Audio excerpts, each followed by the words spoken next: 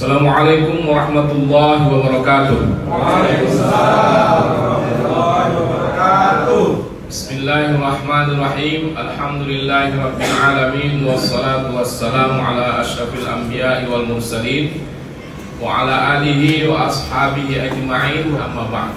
Alhamdulillah, semoga seluruh amaliyah Ramadan kita sampai malam ini diterima Allah Subhanahu wa taala, dan kiranya kita tetap istiqomah dalam ketaatan kita kepada Allah hingga kita selesaikan Ramadan ini dengan sebaik-baiknya. Mudah-mudahan kita menjadi hamba Allah yang bertakwa dan insya Allah diampuni segala dosa-dosa.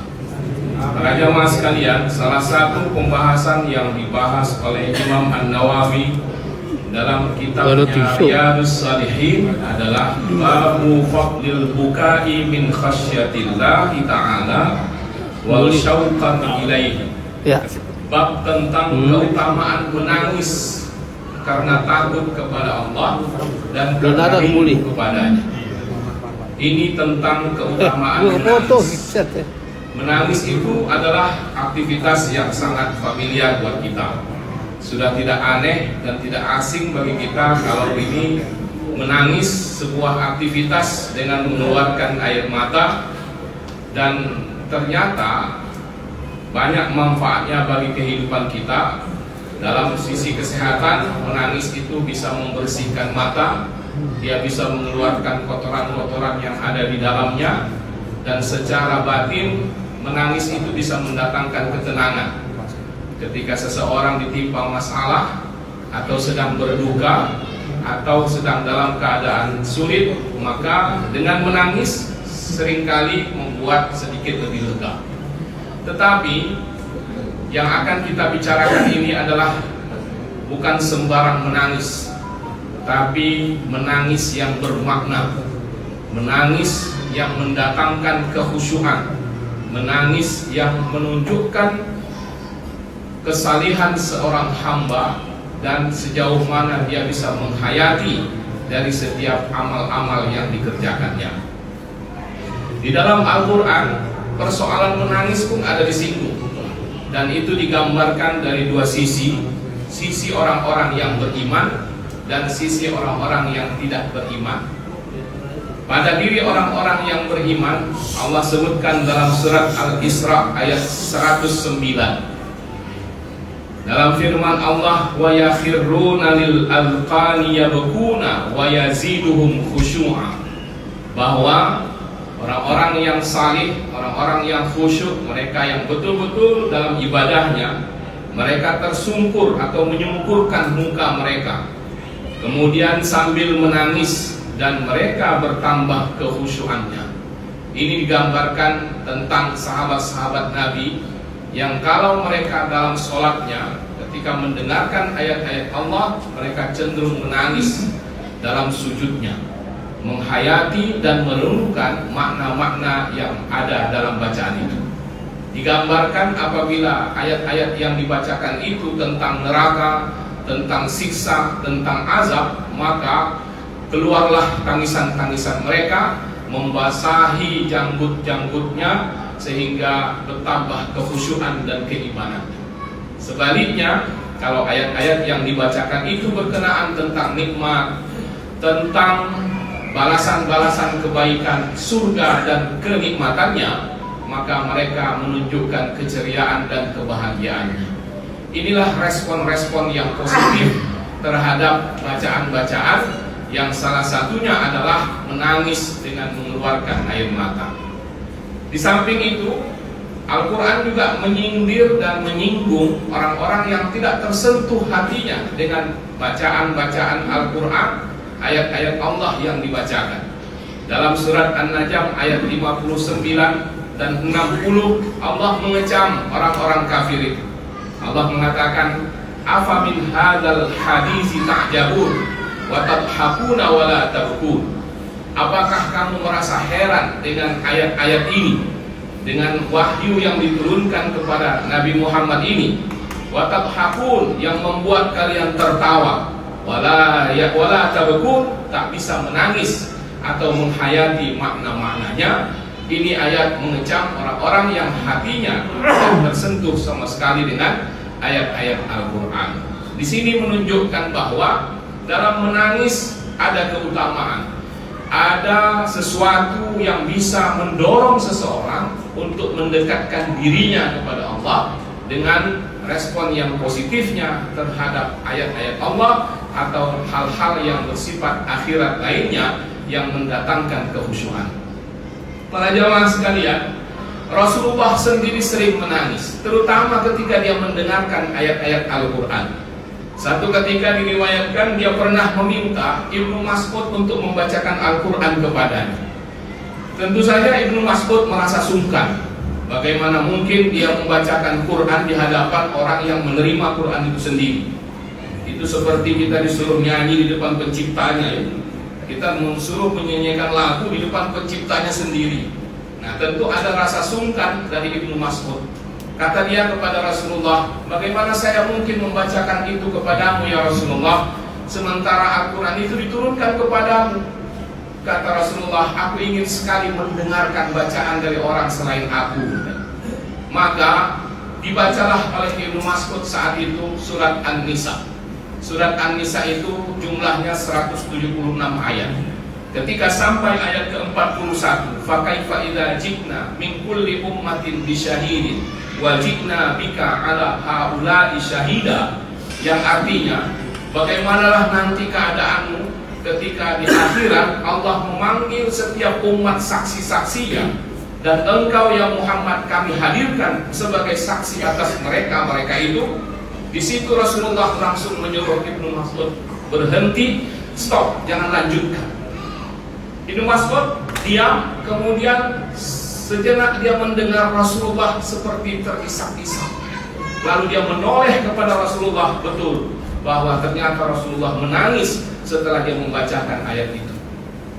Ini sesuatu yang perlu kita teladani sebagai sebuah sikap kekhusyuan ketika mendengarkan ayat-ayat Allah, karena menghayati maknanya lalu membayangkan bahwa ayat itu berbicara tentang kita, yang menghadirkan rasa takut atau menghadirkan ketakwaan kita kepada Allah Subhanahu wa ta'ala.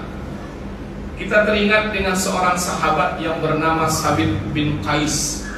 Sabit bin Qais ketika ia turun surat Al-Hujurat ayat 2, ya ayyuhalladzina amanu la tarfa'u aswatakum fawqa sautin nabi, hai orang beriman, janganlah engkau tinggikan suaramu di atas suara Nabi.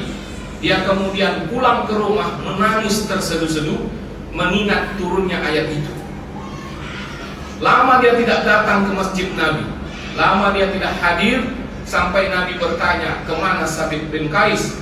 Maka kemudian Rasul menyuruh seorang sahabat untuk datang ke rumah. Datanglah sahabat ini menanyakan, ada apa dengan engkau wahai Sabit bin Qais? Kata Sabit bin Qais, telah turun ayat Allah yang mengatakan janganlah tinggikan suaramu di atas suara Nabi. Kalian kan tahu selama ini suaraku ini adalah suara yang keras, yang selalu lebih keras dari Nabi.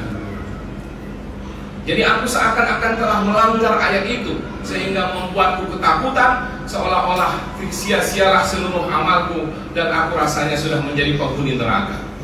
Yang mendatangi tadi melapor kepada Rasulullah tentang apa jawaban Sabit bin Qais. Rasulullah mengatakan tidak, bukan seperti itu, karena Sabit bin Qais dia adalah ahli surga nantinya.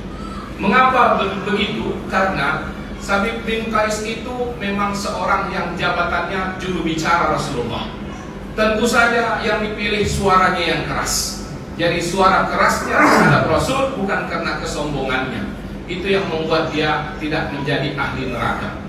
Jadi sesuatu yang menarik dari sikap Sabit bin Qais adalah ketika dia selalu merasakan ayat itu seolah-olah turun kepadanya, sehingga dia merasakan kalau itu larangan mungkin menegur dia, kalau itu perintah berarti itu harus dilaksanakannya. Dan itulah yang menghadirkan kekhusyuan dari seseorang ketika dia mendengarkan ayat-ayat Allah. Dan itulah yang terjadi pada Rasulullah Sallallahu Alaihi Wasallam.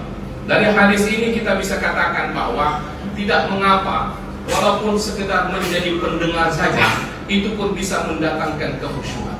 Disitulah luar biasanya Al-Quran itu. Walaupun kita tak tahu maknanya, tapi bisa mendatangkan kekhusyuan dalam hati ketika didengarkan, ketika kita mendengarkan orang-orang yang membacanya. Itu pula lah sebabnya mengapa minimal hubungan kita dengan Quran itu setidaknya mendengarkan. Ada 5 setidaknya hubungan kita dengan Quran: mendengarkan, membaca, menghafal, memahami, menghayati, dan mengamalkan. Kalau sudah mendengar pun kita tidak mau, atau tidak pernah mau serius mendengarkan Quran, apalagi yang 4 ini, berarti sangat buruklah hubungan kita dengan Al-Quran. Bagaimana kita selama ini dengan Al-Quran ketika dibacakan? Yang ngobrol tetap ngobrol, yang berbincang tetap berbincang, yang sibuk tetap sibuk, sementara Quran dibacakan oleh qori'nya. Lihatlah dalam akad-akad nikah. Cobalah perhatikan dalam akad-akad nikah itu. Ketika Quran dibacakan, yang tata rias sibuk merias pengantinnya, penghulu sibuk menanya-nanya KTP dari segala macam yang hadir, ya, yang lain juga tetap sibuk dengan obrolannya. Itulah kita dengan Quran. Bagaimana bisa menghadirkan rasa tangis tadi? Dan sekali lagi ini menjadi renungan bagi kita sebagai contoh yang diberikan oleh Rasul, bahwa beliau sendiri masih menangis ketika mendengarkan ayat-ayat Allah. Maka seharusnya kita bisa meneladani itu. Para jamaah sekalian, dalam beberapa hadis Nabi dipuji oleh Allah bagaimana orang yang bisa menangis karena rasa takutnya kepada Allah. Kata Rasulullah, ada 2 mata yang takkan pernah disentuh oleh api neraka. Yang pertama, mata yang menangis karena takut kepada Allah. Dan yang kedua, mata yang selalu berjaga-jaga dalam jihad fisabilillah. Itu yang dikatakan Allah sebagai mata orang yang selamat di akhirat. Mata yang menangis nanti di akhirat, Allah mengatakan, al-yawma nakhtimu ala afwahihim wa tukallimuna aydihim wa tashhadu arjuluhum bima kanu ya'malun. Ya, bima kanu yaksibun. Yaksibun ya. Oke. Nah, pada hari itu nanti Allah kunci mulut kita, maka seluruh anggota kita nanti akan berbicara, mempersaksikan apa yang kita lakukan. Mata, telinga, mulut, kaki, semua berbicara apa yang kita lakukan. Pertanyaannya, kira-kira kalau mata mau bersaksi, apa yang dipersaksikannya tentang kita? Apa yang mau dipersaksikan mata tentang kita nanti di hadapan Allah? Kalau seandainya mata memberikan kesaksian yang memberatkan, mungkin dia bisa berkata, mata ini selalu digunakannya untuk melihat yang tidak baik. Tapi kalau untuk sesuatu yang istimewa yang bisa dipersaksikan oleh mata kita nanti di hadapan Allah, apalah kira-kira yang bisa dikatakannya? Mungkin dia bisa berkata, ya Allah, bahwa pada suatu malam aku pernah dibasahinya dengan air matanya.